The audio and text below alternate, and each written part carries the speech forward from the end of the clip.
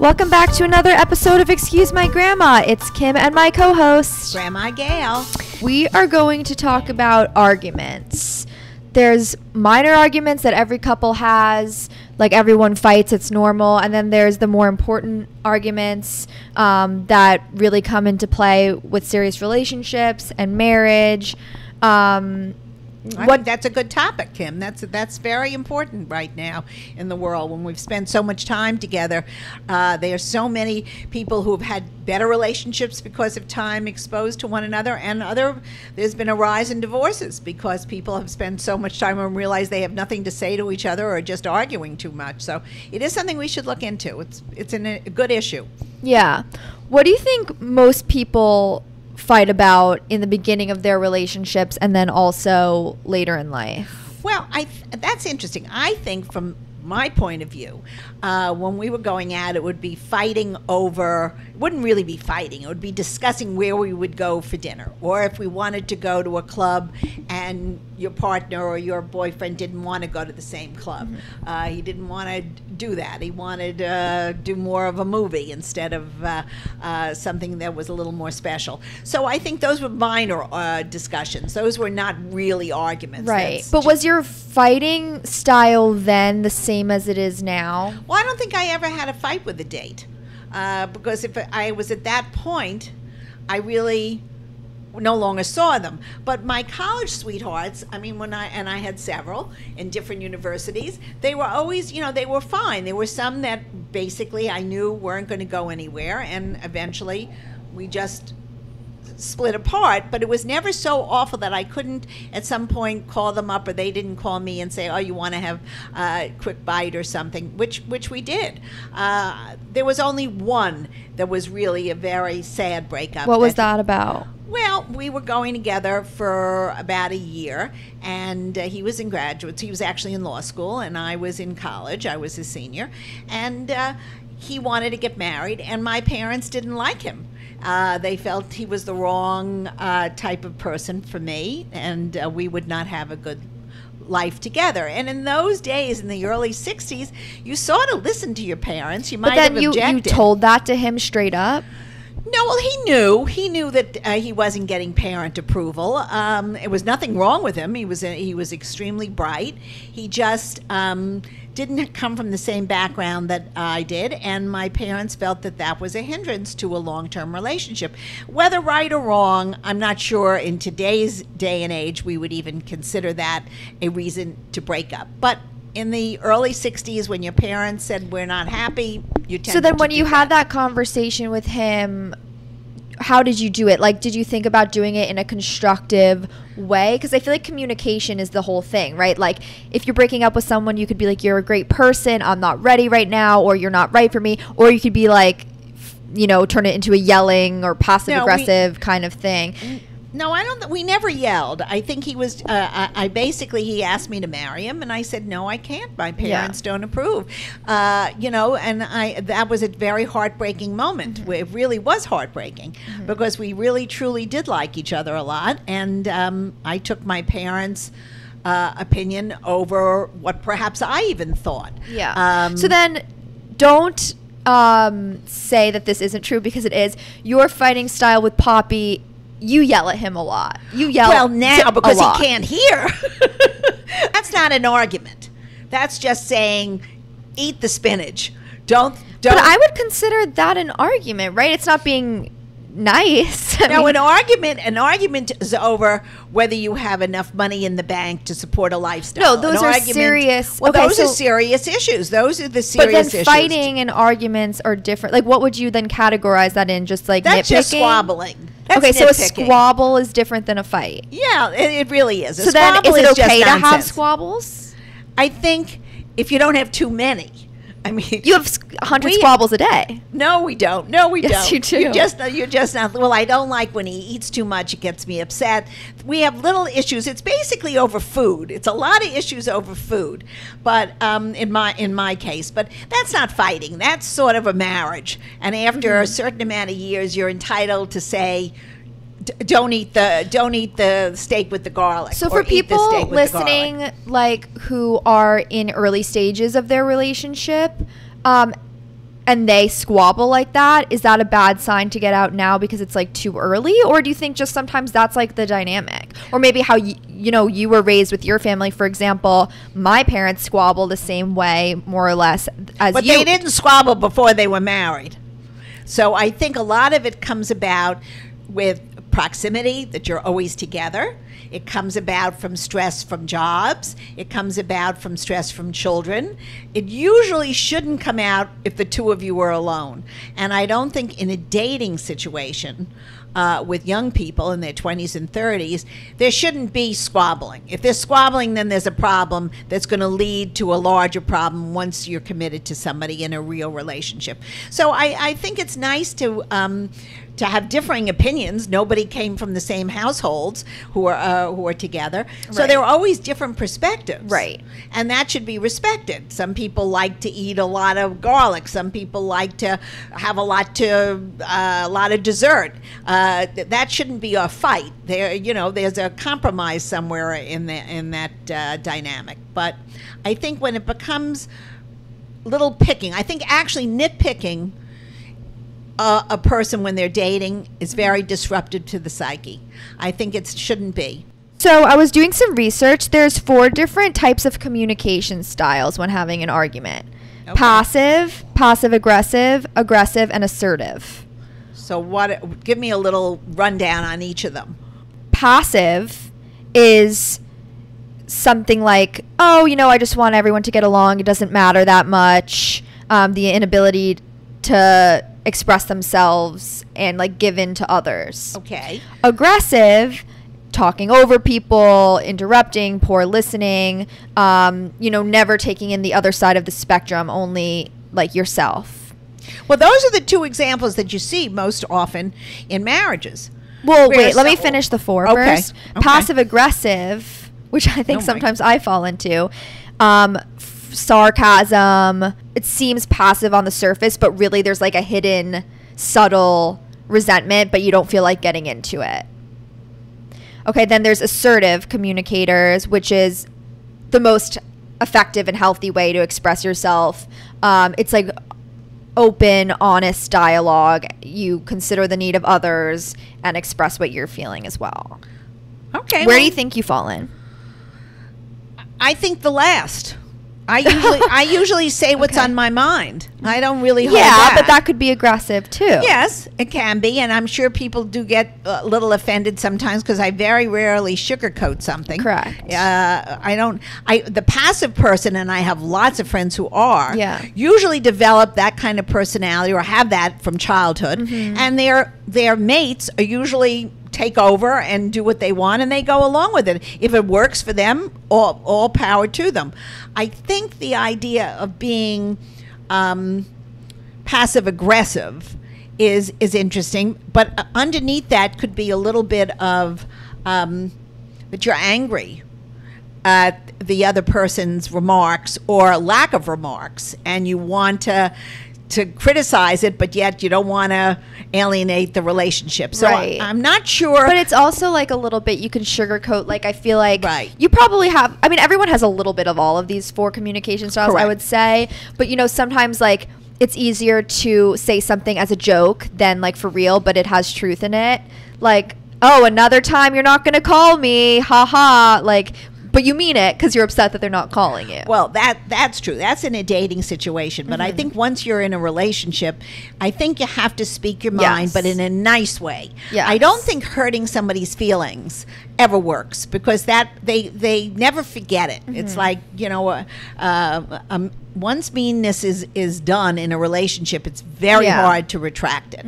So I think that we have to be careful with. And also, I think being a pushover is no good. A lot of your friends, don't speak up for fear that they're going to not be in the relationship Right. that they want. And that's no good either, because if you don't speak up when the relationship is starting and you allow that behavior to continue, then I can't feel sorry for you. Right. So you have to speak up. If it becomes disastrous and they can't accommodate your feelings, then gosh, I'd get out of the relationship. It wouldn't be something I would stick around doing. So I think all these things matter. I think in the beginning, dating should be fun. Dating should not be stressful. Once dating becomes stressful, it's no longer dating. It's annoying. And you're not looking forward to the entire picture of that person, because it's now clouded by little minute arguments that shouldn't be in a date. I mean, a date should be an experience. It should be nice. And there are always things that you won't like about the male, or the male won't like about the female. And if it's discussed openly and said, when we go out, I would like you not to have a second drink. I don't like the way you, then you should respect that and say, you know what, that's a very good point. I have been drinking too much. I'm not going to. Yeah, but there comes a point you can't pick on every single thing, because nobody is perfect. And if you're picking on everything, then they're not for you. That is not for you. Right. So when having, do you have any tips on how to have a constructive argument? Let's say there's something you want to bring up with your partner. How are you going to go about doing it? We say be as honest as possible. What else? Well, I think that nobody should lose in an argument. I think that's very important. Nobody should be the winner, and nobody should be the loser. You should be able to come to a middle ground. Yeah, like a solution. A solution. Say, you might not want to go out tonight. I would love to go out tonight. If that's the case, let's stay home tonight, but let's make a plan for Wednesday. That kind of thing, where nobody is really suffering because you're both going to get your own way. Or if somebody says, I can't afford to go out every night. Right. You meet in the middle. You meet in the middle. Say, listen, I can cook a couple of times a week. We don't have to go out and spend money. I mean, those kind of things, as long as the person's honest about what's really bothering them, if it is bothering them, and you'll come to a solution together if you like each other. Right. If you don't really want to put the effort into a relationship, then there's no relationship. Yeah, exactly. Like, I've been in situations in the past where I was like, can you make more of an effort to do XYZ? And they said, no, I can't. And then I was like, that relationship didn't end up working, because it's like, if you don't even care enough to put in the bare minimum of effort, then it's not going anywhere. Why waste our time? Right. I mean, if you're a friend and you're just going out to an ice skating rink and ice skating in Woolman Rink, that's fine. Right. But we don't put the same emphasis on our friendships as we do on our romantic relationships, which is also a topic I wanted to talk about, which is really interesting to me. Is I think a lot of people now expect their partner to be everything to them. They expect it to be their romantic partner, their best friend, to have all the same interests, literally every part of life for them to be your person. Whereas I think that there are things that should be important that you're looking for in your relationship, but if your boyfriend doesn't like to go to Broadway shows, you have a best friend that likes to go to Broadway shows, and you'll do that together, and it's not the end of the world.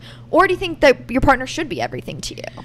Well, Kim, that's interesting. I think when you're first going out, or your serious relationship, it's two different things. I think when you're first going out, you need to do things together. This is not, if you don't enjoy doing things together, then why be together?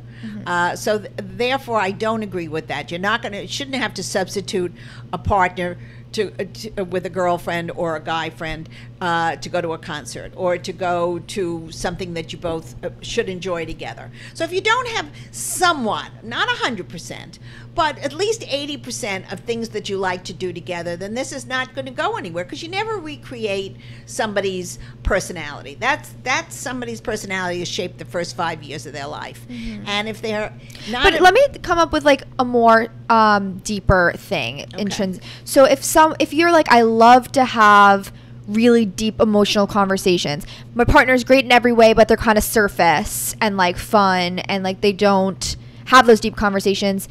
Is it does that matter? Because it's okay, well, I can have deep conversations with some of my other friends and family. Or is it if that's important to you, your partner should have it? Well, I have to honestly say, I've been married 57 years, and my husband and I don't have deep, serious conversations about issues. But maybe that's not important to you. It was not. No, And I had girlfriends or I had parents that I felt confident discussing things that I couldn't really discuss with him. But that was outside. I mean, there weren't that many deep conversations that we would have. I mean, whether I'm going to change the world, I mean, that really didn't come into a conversation. I let Poppy handle all the changing of the world. But, you can have, like, analytical conversations. You can talk about things of substance versus just, yes, like... Well, we actually had a commonality of ideas. I mean, we both were very involved. We liked politics. We liked we liked history. We liked all those things together. Now, do we agree on most of them? I would say now less and less. We're becoming much more, as we're getting older. We're moving in different directions, which is also fine. I have to respect his point of view, and I hope he respects mine, because you have to put a lot of hard work in to stay in a marriage or stay in a relationship. So, what do you think the most common reasons are for divorce? Money. 100% money, whether you have it and if you don't have it. I think it's all about money, because money causes stress in a family, and I think you don't money think it's like and then children. Love lost? No, I don't think it's love lost. I think you can love somebody and still be so stressed out when you can't pay your bills, or when you can't do something that you might have done when you were dating together, and all of a sudden you're having money issues. I think money issues are really a disaster in a marriage. Sometimes, if both people are working, they begin to resent each other on different levels than that. Some are great with it. It very depends on the dynamic of the two people. But I do think money and children are the stresses in marriage, because you have added people in the mix and added situations in the mix. So I think you have to work that out, and if that works, I would say most people will stay married. They're not leaving each other because the brisket didn't turn out. Right. I just feel like it would be like lack of communication, lack of intimacy, like time spent together, priorities, like things. Well, there's no question priorities, and most of all, when you're first together, it certainly should be good sex. If there's no good sex and there's no conversation, then what are you doing with each other? But a lot of people say you don't marry the best sex you've ever had. No, well, that's true. You have to marry the best partner, who will be the best partner. But sex has to be in there. I mean, there has to be a chemical reaction amongst two people for it to start. It doesn't, first of all, it doesn't stay the same anyway when other situations arise, and when you get older, and when you get into having children. It's never the same as when you're just starting out. So, but it has to be there. And all the other things have to be there as well. And I don't think you should sacrifice in the beginning of a relationship any of the fun things. Mm-hmm. If it's already a sacrifice and you're not doing the things that you enjoy, then what's the point? I mean, nobody's going to be perfect. But if you get a good feeling for somebody that you can make a future with, then hold on to it, because that's rare. And there's always somebody that you think is going to be better around the corner. But it doesn't usually happen. And sometimes the sweetest romance and the most considerate person is the best partner, which is what I found. If you have somebody that thinks of you first and then themselves, that tends to be the relationship that works for women.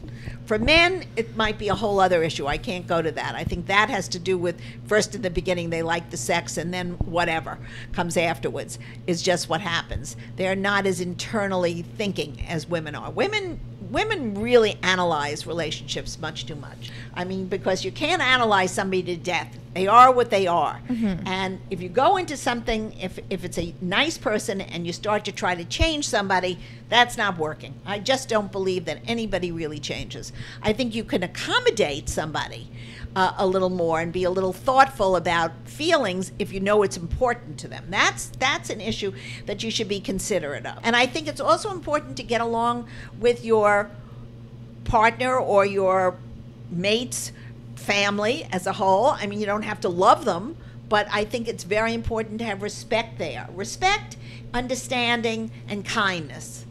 Those things all go into a very good basket to make a lasting relationship. If you don't have all those things, it's just not going to work. Okay, let's move on to the next segment. It's almost Hot Vaxx Summer. Do you know what Hot Vaxx Summer is? Well, I think a vaccine probably is in there. Yes. So now people are saying vaxxed and waxed, that like it's time to like come out, go out on a lot of dates, hook up with a lot of people, socialize, and have a hot vax summer. It's based off of like Hot Girl Summer, which was a song in 2019 about feeling confident in who you are and having fun and looking good while doing it. So people are saying it's going to be a hot girl summer, it's going to be a hot vax summer. I think that's good, but they better be using safe sex. Yeah. Because, I don't think this should be a release to going crazy again like we did in the 60s. I mean, enough is enough. You're going to have a good time, go out, still be careful, because there are people that aren't vaccinated in this crazy world. So it's definitely going to be a fun summer. I just wonder, like, a lot of media outlets are really blowing this out of proportion, I think saying, that's probably like, true. There's going to be displays of horniness and sex-starved singles returning to partying and hooking up in this post-vaccine era, and like really playing this up. I mean, maybe, I don't know. I sort of actually think that the opposite might happen, where first of all, we're not done. People have been dating and hooking up during this time. No one has been shut inside. If anything, they have been shut inside and they had to get like a couple up during that time and find people. But I sort of think the opposite's going to happen this summer, where a lot of people are going to be like, I saw what that was like with no one. I want to, like, almost like a summer cuffing season. I told you what cuffing season was in one of our episodes.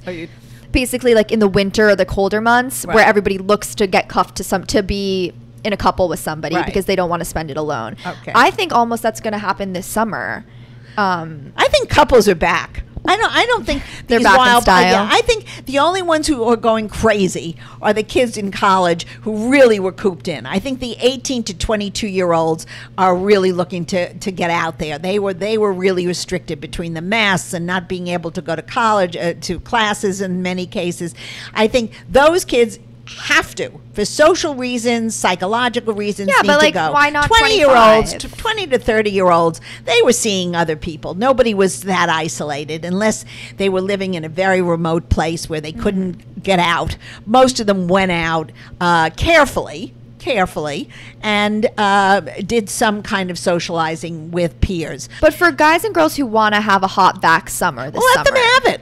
I mean, I hope they don't end up sorry that they're doing this. I what think would be the the repercussion? Well, it's sort of almost like there are no bad repercussions. It's just, what's the point? I mean, you want to get drunk and fall down with somebody and go casually to bed with somebody. That's fine. I mean, you know what? No one's judging anyone today in 2021. As much as it did in the 60s and 70s when I was growing up. I think now so tell everybody. You can have a hot vax summer if you want to have a hot vax summer. Yeah, if you want to have it, fine. Just have some safe sex. Don't get knocked up. Yeah. and then you're in trouble. Then no more hot vax summers. No more nothing. Then you're changing diapers. Sounds not fun. Other things, modern terms you may not know. First of all, we're on TikTok now. I can't believe this. I don't even know what TikTok is. Excuse my grandma. Follow us. So do you know what TikTok is? No, I really don't, except that I see little kids doing dance moves on it. Yeah, I guess that's the trope about it, like that it's a lot of dances and they're copying like the Charli D'Amelios and the Addison Rays of the world, who are like now these TikTok influencers. It's also funny lip syncing and skits, and a lot of people are gaining a following on it, so people are gonna hopefully follow us on that. Other modern things now that you may not know about, there's so many different diets out there.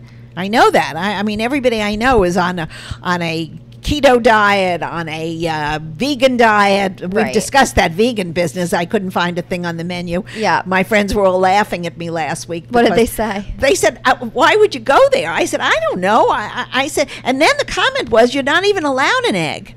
So what was No, that egg it wasn't I ate? vegan. It wasn't vegan. It was a vegetarian restaurant. Oh. Then there's plant-based diets. Right, which is very popular now, especially for cancer patients and for a lot of people who are not supposed to be eating too much animal fat. Interesting. That's a very interesting thing. Yeah. I think basically Americans, and I'm right there with it, overeat.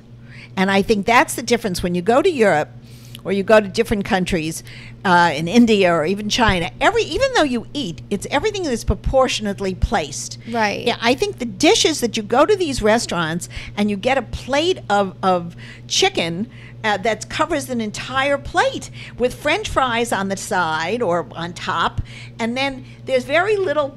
There's no plants on it at all. You're basically eating all fat, and I think that has caused, which we know that's caused, American obesity. So I do understand the craze for that young people have, but I think now we're flipping to the other side, where there has to be moderation. You need to have some form of meat for blood, for calcium, whatever, and then some form of plants. I think if you have all the food groups, Right. it's much smarter. And not having such huge meals, like eating like a little bit, but like maybe more frequently throughout the day. That's supposed to be good for you. Well, also the largest meal, what they do in Europe, and who knows now? Now everything has changed to American style. But the big meal was always lunch. And a lighter dinner, Right. Because More they time to felt digest. Right, time to digest, time to work off the big meal, and then eat a lighter supper. I can understand that because I find now I can never eat a whole portion at night. But that's good, I think. Well, last night we went to That's a how you have wonderful abs. restaurant. Oh yeah, I have abs. I don't know where those abs are. They're dropping by the minute.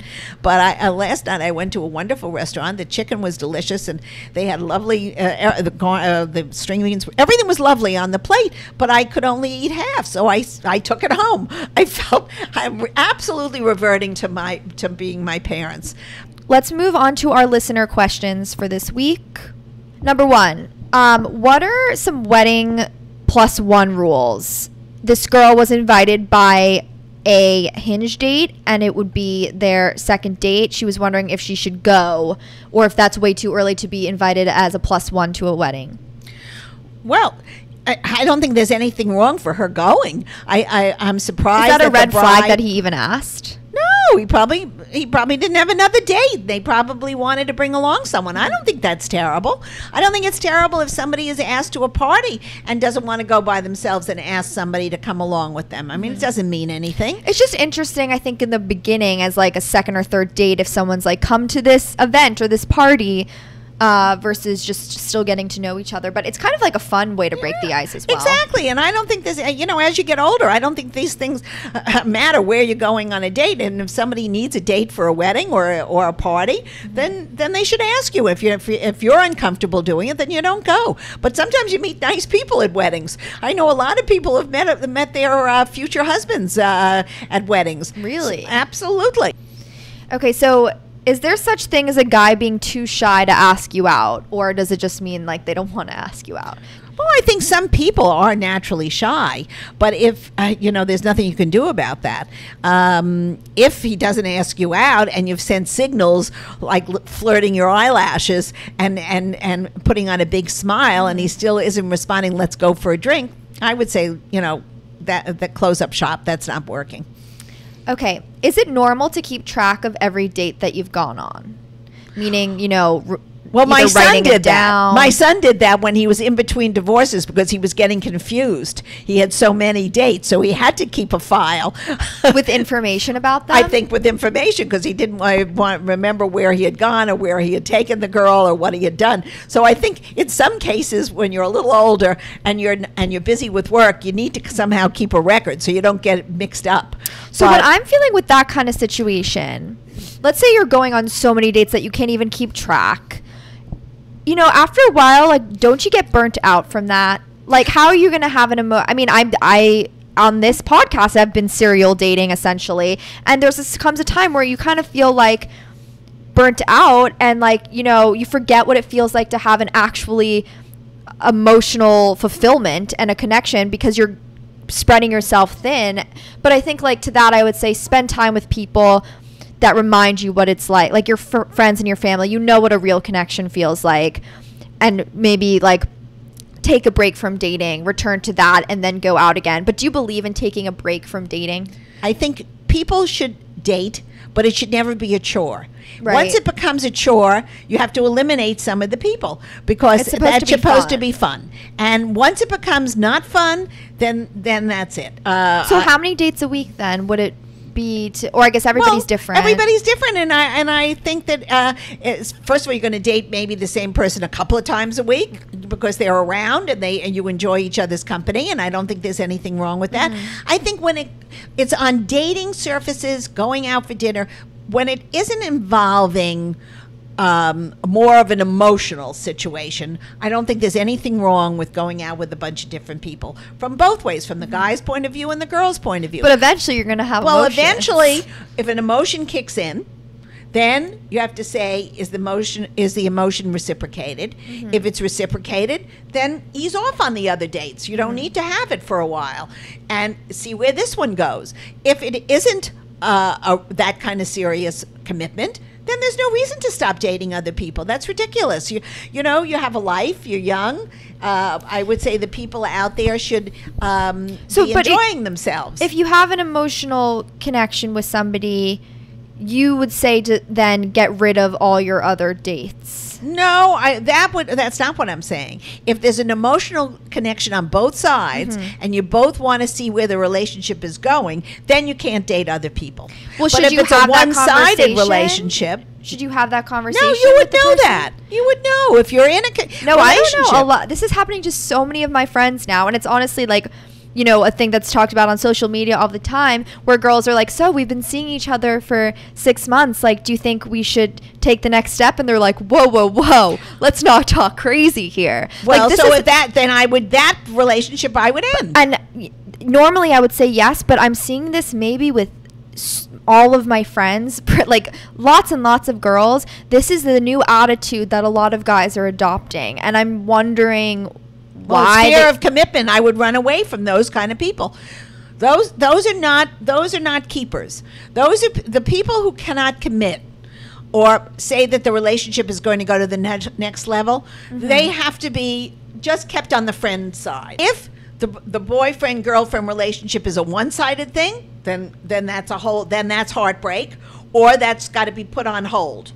If none of it is happening, then why not date as many people as you want to date? I mean, it's a free world out there. Guys and girls are growing up at a much slower pace now. They're childish for a much longer time. I don't know who did it to them. If the parents did it to them, they're becoming much more needy, and much more self-involved.